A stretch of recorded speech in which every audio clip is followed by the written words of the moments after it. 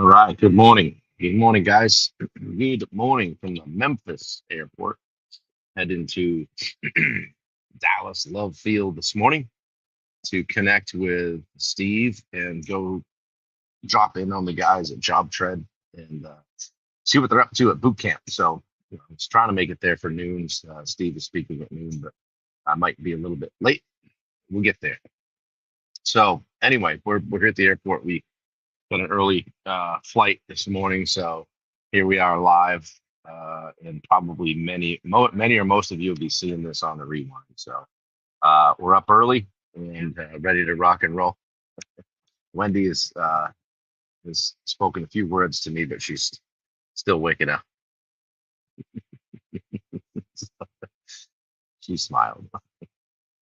Uh, anyway, we're just coming off a few days in Memphis, actually Stanton, Tennessee, at the Mid South Ponds retreat, and we had a great time. We got to speak a couple times and be on a panel, and just had some other great speakers there. Steve was there, and Jacob Salem came in, Clayton Graba. Um, who else did we have? Yeah, okay. Tim Catroni was there, added a lot to the event. Gio De La Cruz from Aquascapes popped in yesterday. We had Vinny from and John and Jake from I can't even remember the name of the company. What's the name of the company? Where's Jake from, Wendy? Jake from I call him Jake from State Farm. Uh, no, Easy Pro. You never say. It's because I always say Jake from State Farm.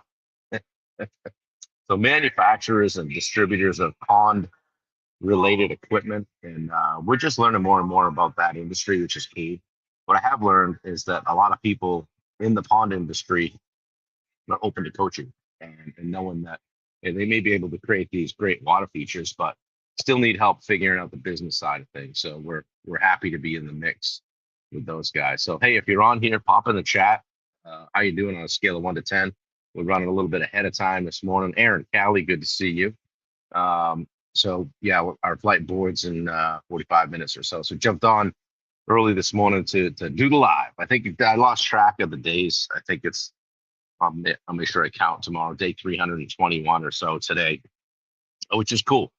Coming in at a 9, great to see it. So today I wanted to jump on to something that I was gonna jump on Monday, and then I just got having fun with those guys right before breakfast, and just brought some different people on, and get just kind of immersed in the environment.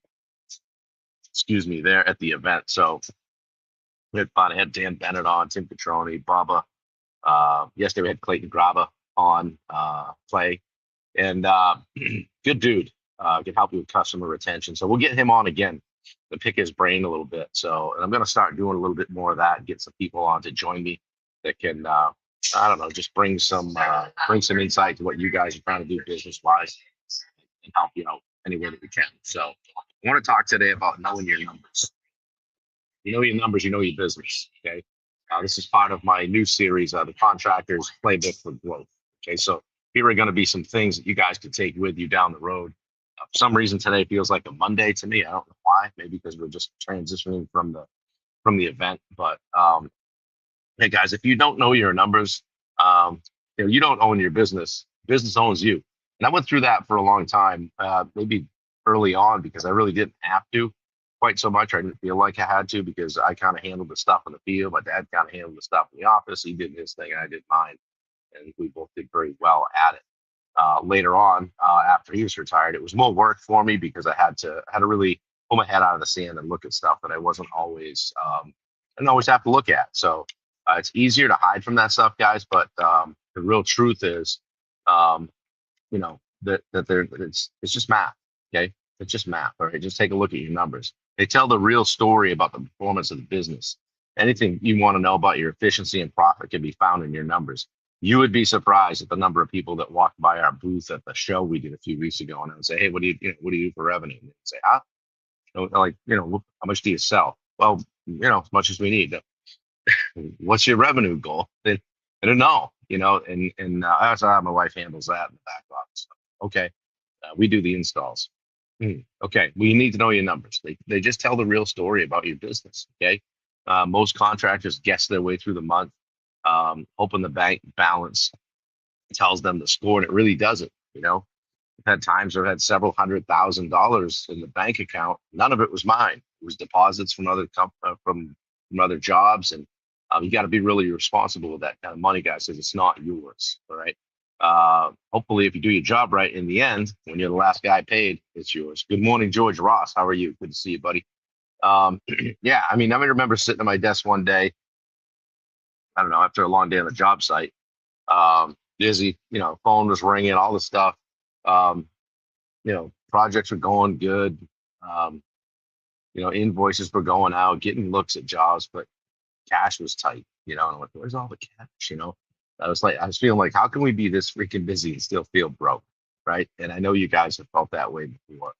Um, and that's when I learned one of the most important lessons in business. Being busy doesn't mean that you're profitable, guys. Just being busy does not mean that you're profitable. Ask me how I know. Aaron says we just set up a board of advisors doing a quarterly deep dive. Love to see it. Yeah. Good morning, George. Good morning, Michelle. Up early. I love it.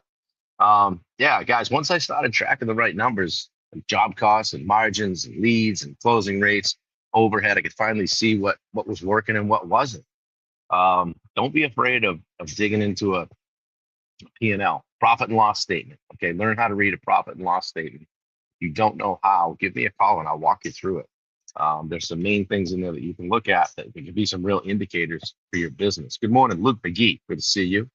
George says I separate my accounts, keep deposits in another account to help me organize. That's a very responsible contracting, George. Good for you. It keeps things very clear. Okay, so yeah, once I started tracking the right things, things started to get pretty clear, guys. I stopped running the construction company by feel and started running it by fact. Okay, that clarity changed everything.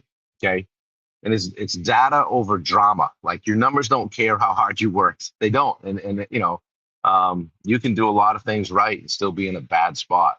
Okay, the numbers are going to reflect how effectively you worked. Okay. Um, Good morning, Dustin Hippensteel. How are you? Yeah. Every decision you make should have a number attached to it. Hey, sidebar. Wendy sold a bunch of shirts this week on her kindness threads, love and kindness threads t-shirt movement. So the ticker at the bottom of the screen here is the link for that. So guys, grab that. Grab yourself a t-shirt. You clowns on YouTube that are commenting or spamming me right now, take a break. See you later. Yeah, data over drama, guys. Like I said, your numbers don't care how hard you work. What we want to know is how much time did it take? How much did it cost? How much did it return? Right? Here's five things that you want to be paying attention to. You don't need an accounting degree, just visibility. You don't have to be a bookkeeper. You don't have to be a CPA to pay attention to these things. Okay. Number one, gross revenue. Call it. How much did we do? There's a difference between revenue and sales, guys. Revenue, I tie to production. That's how much work we did. How much money came in the business? Not I sold 2 million next year and some of it's happening in a year and a half. That's not revenue. Okay. Good morning, Wendy. Okay. The next one is gross profit. Okay. And we want to know that margin. Okay. So that's what's left after direct job costs. We take our top line revenue and subtract everything that it costs to get that job done. And that's known as the cost of goods sold. We get gross profit. Okay. Then we want to look at our overhead. We'll keep the lights on. Overhead is the check you get to write for the pleasure of owning the business, whether you do a project or not, whether you do a job or not. What is your monthly overhead? Know what it costs to make that business run. Know what that check is going to be on a monthly basis. Okay. Guys, and the biggest mistake I see with a lot of contractors is they're working on the job site and they put their salary in overhead. Okay. If you're an owner and you're working on the job site, you are direct labor. There's a difference. Okay. What happens, your net profit will be the same, but it's going to skew your gross profit. Okay. And if you're evaluating a business based on GP, it's going to skew your number. So if you're salary and you're working in the field, we got to get that as direct labor. We got to get above the line in the cost of goods sold. Okay. The other number you want to pay attention to is net profit. Okay. What's really yours after everything? If you cash it all in, took your poker chips and pulled them aside from the table and left, that's your net profit. Okay. There should be something there at the end of the year. Don't settle for 5%. As a contractor, there shouldn't be any reason you shouldn't be at somewhere between 10 and 20%, 15%. Okay. Right? Which means that you have to have a higher sale price, higher gross profit if you want to have a higher net profit. Okay. Last number that I recommend people take a good hard look at is just closing rate.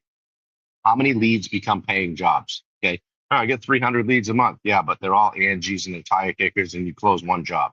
Okay. Also look at your close ratio. How many of those jobs you close? Okay. All right. So there's a few numbers just to start tracking consistently. When you track these things, decisions get easier, stress goes down. Okay. Because you know the numbers. All right. Profit is this decision, not an accident. Well, there's people out there that are accidentally doing well by themselves, right? And you see those guys, right? But they don't last. All right. I've said this too. Many contractors say, I'll make it up on the next job. How many times have you said that? You're not gonna, you just don't. It just never, you never get that. You rob Peter to pay Paul. You don't find the profit. You build it into every single estimate, every hour, every system. If you got windshield time on a job, put it in the spreadsheet. Okay. Hey, we got this great job. It looks good on paper, but it takes 2.5 hours of travel every day for the guys. We're only getting 4 hours of work out of them every day. Okay. What you don't track is always going to cost you. The moment you decide to lead with the numbers and take the emotion out of it, you stop playing defense and stop playing offense, and you're going to be around a while. You're going to be one of the 10% or 4%, excuse me, of businesses that survive after 10 years. Okay. Jamie Moeller, good to see you. She said, Wendy Turner, good morning. Kate, I didn't get to hug you goodbye. She's sitting over here to my right, Jamie. I'll give her a hug for you. Thanks for jumping on. Enjoyed seeing you and the team yesterday. We had a blast. Man, I was tired. I just sat there after I spoke and just kind of decompressed for a little bit. That's funny. So, yeah, good morning. Good morning. So, ask yourself this, guys, as you turn toward your P&L and your numbers. Ask yourself if you really know your numbers, or are you guessing? Are you guessing at those numbers? What's one key metric I could start tracking daily or weekly right now? Go back to the things that I mentioned: gross revenue, gross profit, overhead, net profit, closing rate. I don't care if you just pick one. Start looking at it daily. That's how you start. Okay, and then add one every week. I always say, don't try to boil the ocean, right? Just start looking at it. Force yourself to look at it. If you don't understand it, find someone that can help you. It's not rocket science. It really isn't, guys. There's a few key metrics that if you track, I said in my talk yesterday, if we can track it, we can measure it. If we can measure it, we can analyze it. We can analyze it. We can improve it. Something like that, right? I don't have my notes in front of me, but if we can track it, we can improve it, guys. All right. What would change if I had total clarity about profit on every job? What would change? Hey, you might not buy that new piece of equipment, or you might lease it, or you might put more down or less down on it. Those are the things the information that you can get from looking at your P&L, from doing some cash flow projections. Leg it out 6 months. Where do we know what we have? Well, we're booked out 6 months. Good. Drop those cash payments in over the course of 6 months and see where you're going to be. And it will definitely affect the decisions that you make. Okay. How about doing this? Pull your last 3 jobs and calculate your true gross profit margin. If you don't have time during the week, do it on a Saturday. Do it when, in the morning, 6 a.m. or something with a cup of coffee. I know a guy that used to work on Saturdays for 4 hours every Saturday, just, 9 to 1, something like that. It was just for the purpose of working on the business. You didn't worry about jobs. You didn't worry about what lumber or paint or bathrooms or anything like that. It was just looking at the business. It was his business development day. So, yeah, guys, if you don't know how to start, do this one calculation: revenue minus job costs, and then divide that by revenue. So revenue minus job costs, and then divide that again by revenue. Okay. That's going to give you your gross profit margin. The margin. Okay. Look at the margin. Just start tracking it. Just write it down. And maybe between now and the end of the year, you start establishing some habits that you didn't have before. Habits that if I had earlier on in my contracting business, I would have done even better than I did. Okay. I don't stand here from a high horse and tell you guys all things that I did and did great. The many things that I talk about, really, to be perfectly honest, are things that I could have done better had I had the coaching, had I had the mentorship, had I known what I know now. Okay. So clarity creates control. Control creates confidence. When you know your numbers, you stop reacting and start leading. Okay. All right. So how about this today? Drop a number sign, drop a hashtag in the chat if you watch this, if it landed with you, if you watch it on replay, like most of you will. It's 6:01 local time here in Memphis, and we're gonna head down to the gate. And as you know, we always go to the gate to make sure the gate is in fact there and it says our flight on it, and then we go get a coffee. And I was surprised to see this morning they've got the holiday stuff going already at Starbucks. Killing me, guys. You're killing me. Yeah. So it tis the season, I guess. Where were we were getting some groceries when we got here the other night. And we were in, I think it was Target or Walmart or wherever we were. And I heard a Christmas song on the overhead. I'm like, no, it's happening. I'm not ready. So anyway, guys, I hope you have a great, what's today? Thursday? Great Thursday. Again, we're headed for Love Field in Texas and Dallas. See Eric Fortenberry and the gang at JobTread as they do their monthly boot camp. If you're a JobTread user, yeah, Jamie, nope, hashtag know my numbers. Yeah, if you're a JobTread user, JobTread's construction management software, these guys just surpassed 8,000 customers in the last few weeks. And they're working hard at helping people get better at contracting, helping them run their jobs, helping them make more money. Steve and I and the crew are going to be hanging out with Eric and his team at their event today and then tomorrow as well. So Steve's gonna speak to the crew today. We'll probably just miss that, but we get in and we get to bang around with those guys and see what boot camp's all about, so that when we promote it here on the live, we can share even more with you guys. So, guys, if you need anything from me, let me know what it is. I'm easy to reach. You know where to find me. Do me a favor, share this out. If you've got somebody that you know that's in business, running a small business, and they could use to hear a little bit of a gentle shove to look at their numbers and pay attention to it, pull your head out of the sand. It doesn't go away, guys. It doesn't grow back. Okay. And wouldn't you rather know something now about your business thing at the end of the year? And you say, man, if I had just been able to gone back to mid-November, I might have been able to fix that and get out ahead of it. Okay. Throw a hashtag in the chat if this meant something to you today or if it landed or resonated at all. I appreciate you guys. Don't forget, check us out on our daily sales accelerator inside the Rosenberg Group. We'd love to have you. We had a few new clients sign up over this week, which was exciting. We get excited to work with more people. So check out the love and kindness threads. Wendy's been wearing the t-shirts. People bought some at the event. Baba made her all cringy and brought her up front. She got to talk about what she was doing. And then Dan Bennett filmed her on sort of a little fireside chat last night. So she got uncomfortable this week, and I'm proud of her. So it's been fun to see her do that and grow her t-shirt movement, if you will, love and kindness. So check it out. Love to support her with that. Place an order. Christmas is coming, so they're great Christmas gifts. They take about a week to get, just so you know. And yeah, so do that. Anyway, tomorrow I should be able to go, I think, on time, pretty close. And we're going to talk about pricing with confidence and not fear. Okay, talk about how to build that profit into your pricing from the start, not being afraid to charge what you're worth. Stop guessing, stop discounting, stop sharpening the pencil. You start charging what your work is worth. So anyway, guys, love you all. I appreciate you. We're here at the Memphis airport. We're going to head down toward the gate and stand around and stare at everybody, push and shove and get on to our already reserved seat. So anyway, guys, have a great day. Let me know if you need me. Take care.